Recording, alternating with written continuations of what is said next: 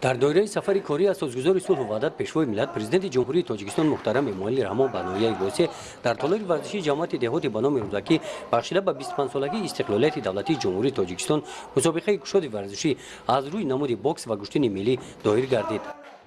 هدف گذراندن چهارمین نه تنها مثلا در جشن‌های تاریخی بلکه مستحکم نمودن دوستی جوانان نورسان و مستحکم پیدا نمودن چهره‌های نو و مستحکم نمودن تیم منتخب جمهوری تاجیکستان برای سفربر نمودن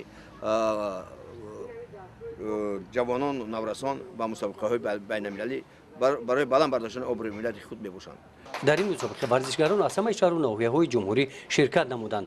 غالبان مسابقه از روی وزن‌ها معین گردیده با مدال و افتخارنامه‌های کمیته جوانان ورزش و سیاحی نزد حکومت جمهوری تاجیکستان قدر کرده شدند. من امروز بسیار خرسند هستم که در وزن 54 جای یکم گرفتم. من در خودم مشق میکنم 3 سال میشود.